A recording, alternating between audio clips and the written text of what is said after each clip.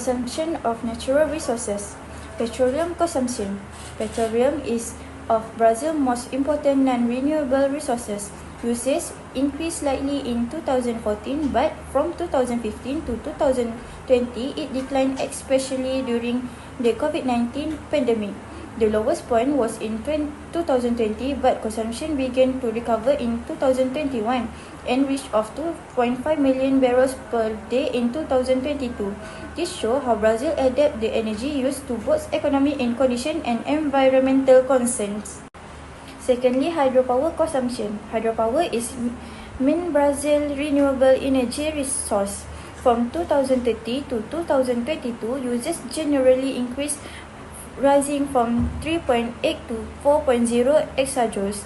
Although there was a drop in 2021 due to drought, Brazil continued to invest in hydropower to support clean and sustainable energy production.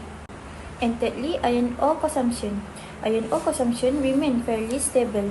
It dropped in 2016, but possible due to the Mariana mining disaster, but recovered and peaked at 36 million metric tons in 2021. In 2022, it slightly declined, but overall, Brazil mining sector has shown strong recovery and resilience. Bauxite consumption between 2030 and 2022, Brazil bauxite consumption saw sharp potentially in a peak in 2021 at over 28 million tons, but dropped significantly in 2022. This reflects shift in a demand, environmental policy, and industry investment. Timber consumption, timber usage steadily declined from 51 million USD in 2030 to around 51 million USD in 2022. This may indicate better before monitor and growing environment awareness, especially with pressure to protect the Amazon. Agricultural land consumption. Agricultural land used for raw material also declined slightly from 28.3% in 2030 to 26.6% in 2022. This plot means Brazil is improving land use efficiently and turning to more intensive sustainable farming method. Next, I'm going to talk about the import of natural resource. First, I'm going to talk about petroleum. Decline phase 2013 until 2022. Brazil's petroleum import were high in 2013 until 2014. 2015 until 2016 recession and remained low through 2022. Impacted by economic slowdown and the COVID-19 pandemic, recovery phase 2021 until 2022, imports rebound strongly due to global economics recovery, rising oil prices and geopolitical tension, forming a U-shaped trend over the decade. Other than that, I'm going to talk about the import of hydropower.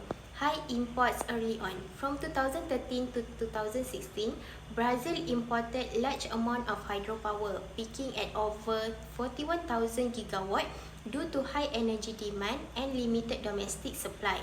Gradually declined 2017 until 2022. Imports steadily fell to 23,146 gigawatt by 2022, driven by increased domestic hydropower production, economic slowdown, and the expansion of renewable energy sources like solar and wind.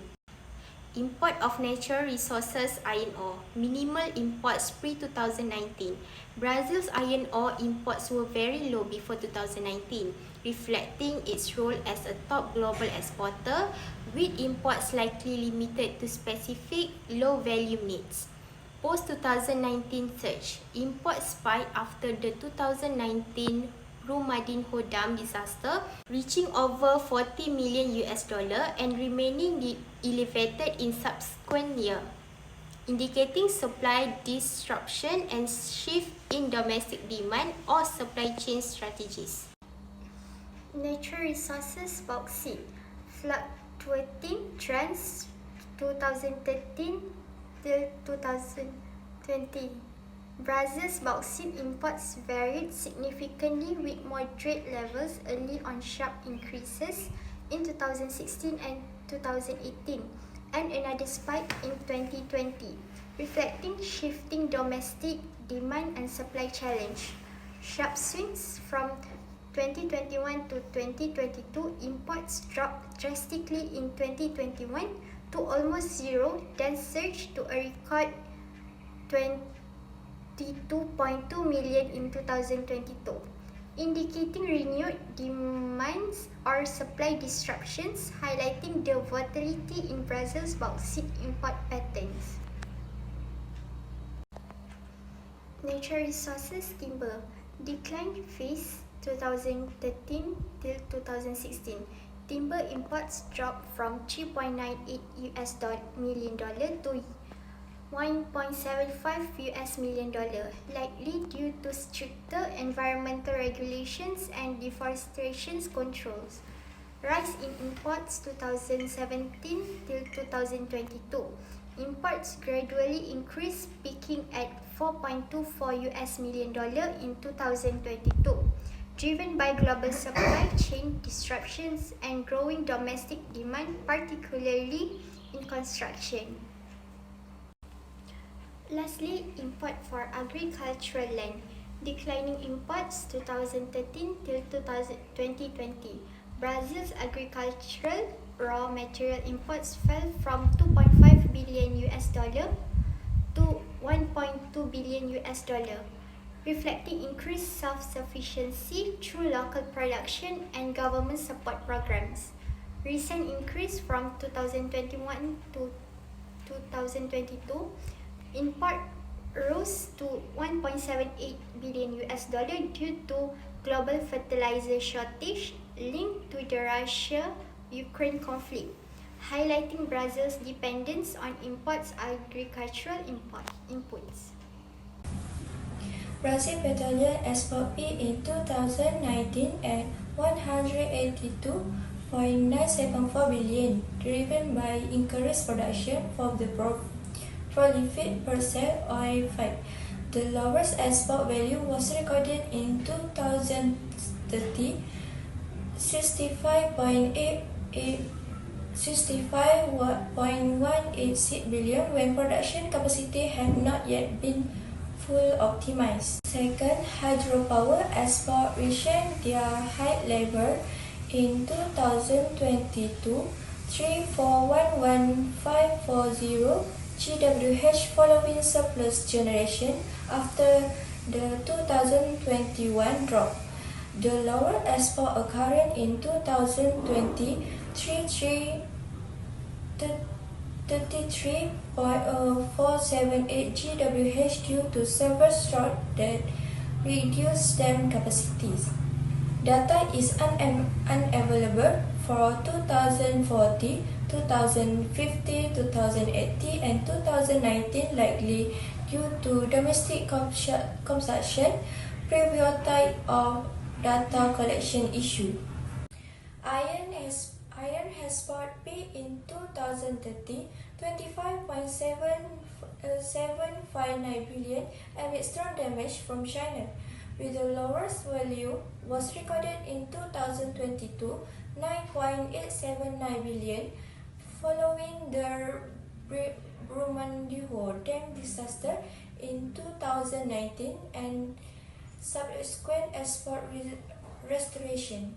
Bauxite export reached their high level 2060, 10450 metric tons, following new mining investment, with the lowest was recorded in 2020, 4525 metric tons, due to COVID-19 impact and environmental restoration.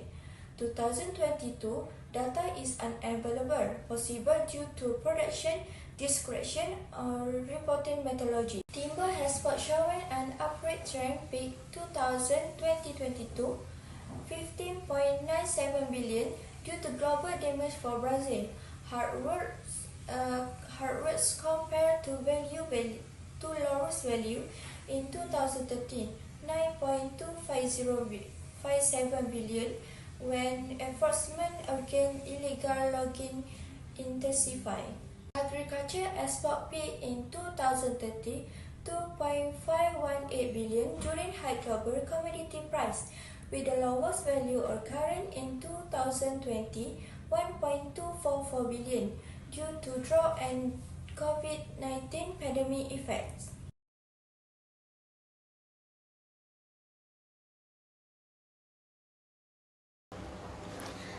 Brazil's offshore petroleum expansion, especially in deep pre-salt fields, has raised major environmental concerns, highlighted by the 2019 oil spill that severely impacts over 2,500 kilometers of coastline, marine life, and exposed witness in emergency response.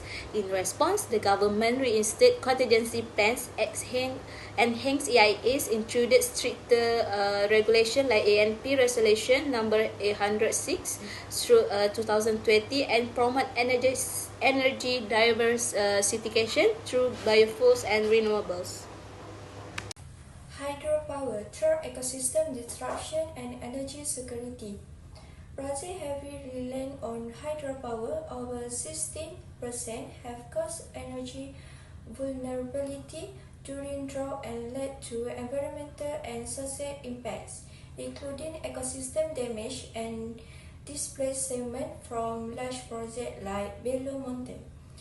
The government has responded with plans for energy diversification, PNE 2050, and effort to strengthen environmental legislation, though process have been slow and some reform, like that 2012 forest code revision, have been. For timber issues, Brazil faces legal logging issues. 70% of Amazon timber is illegally logged. Weak law enforcement pushes deforestation. Brazil uses satellite tools and programs like PPCDM and CAR to monitor forests.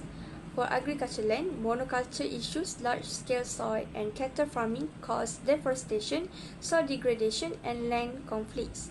Brazil introduced the ABC plan and zoning to support sustainable practices.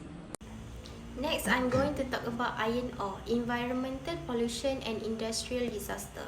Brazil's mining sector, led by iron ore production, has faced major disasters like the 2019 Brumadinho Dam collapse, exposing severe gaps in dam safety and corporate accountability. In response, the government enforced stricter dam regulation and environmental licensing through ANM. But tension persists over mining in indigenous territories, reflecting ongoing development right conflicts. Bauxite, forest clearing, indigenous displacement, and water pollution. Bauxite mining in Brazil has caused deforestation, river pollution, and health risks for communities, with open pit mining threatening ecosystem and biodiversity, particularly in Pará. The government has strengthened EIAs, require public consultation, and increase legal securities, but border challenges like weak enforcement, socio-economic inequality, and industry pressure continue to hinder sustainable resource management. Sustainable Land Management (SLM). A. Land Management Technology. Brazil used modern technology like smart irrigation, satellite monitoring, and land rehabilitation to reduce environmental impact. In agriculture, mining, and petroleum, these tools help improve productivity while protecting the land and restoring it after use. B is regional planning. Regional planning helps Brazil control where development happens. It avoids overuse of sensitive areas like the Amazon by using zoning and land use rules.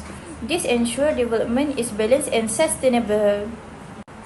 Policy framework in accordance with sustainability principle. Brazil resource management relies on strong sustainability policy. In mining and petroleum, environmental license and land rehabilitation are required. Forest code regulated timber harvesting and support reforestation, which farming policy promote soil-friendly practice that align with Brazil's climate commitment like a Paris Agreement. Number 4, concept of ecosystem balance. Maintaining ecosystem balance is a also a top priority. Healthy ecosystem provide water, climate stability, and fertile soil. Uncontrolled mining and logging for agriculture can cause erosion, pollution, and biodiversity loss. Brazil is now focusing on limiting extraction, restoring degraded land, and protecting nature area. This action ensures long-term stability for both the economy and the environment. Sustainable Forest Management (SFM). Firstly, Forest Code Reform 2012. Brazil's 2012 Forest Code required landowners to maintain a certain percentage of native vegetation on their property, up to 80% in the Amazon.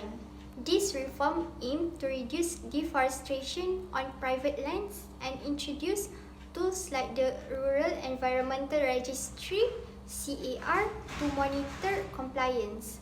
Although it strengthened legal protection, enforcement remains a challenge in some areas. Secondly, use of technology.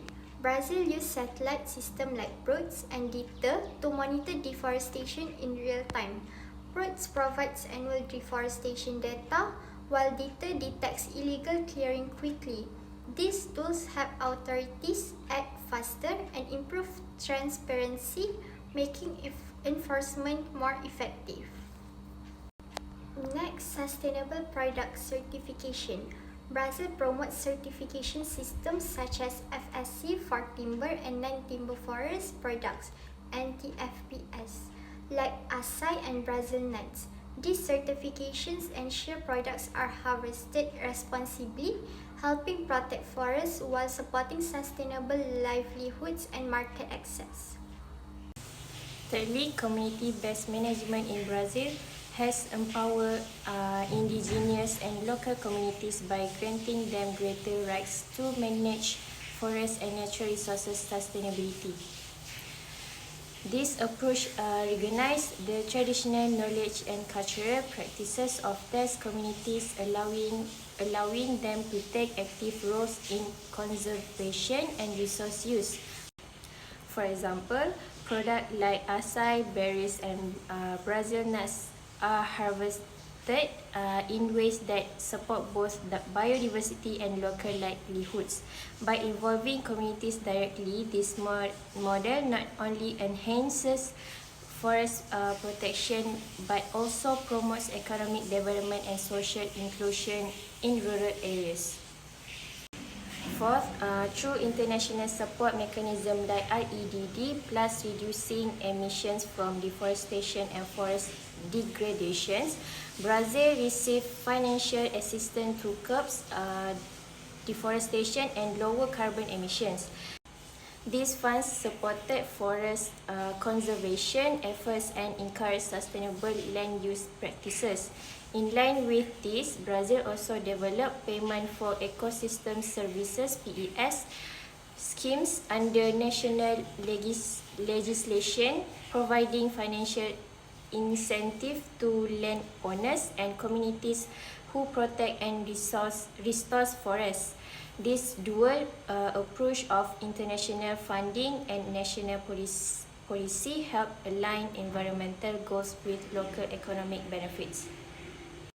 Lastly, between 2019 and 2022, under President Bolsonaro's administration, Brazil's environmental agencies faced major budget cuts, leading to staff shortage and weaker enforcement of forest laws. Experienced officials were replaced by political appointees, and most illegal deforestation activities went unpunished. As a result, enforcement efforts declined significantly, allowing illegal logging to increase. Okay, for the conclusion, Brazil is rich in natural resources such as petroleum, hydropower, timber, agricultural land, iron ore, and bauxite, all of which have significantly contributed to its economic growth. However, the management of these resources has raised environmental and social concerns, including marine pollution, deforestation, land conflict, and mining disaster. Despite the introduction of policy like that forest code, their effectiveness is often weakened by poor enforcement and political instability. To address this issue, Brazil is encouraged to strengthen environmental governance, invest in renewable energy, promote sustainable agriculture, and recognize the right of local and indigenous community. Long-term national strategy aligned with global climate goal is essential to ensure responsible and sustainable resource management, balancing economic development with environmental protection.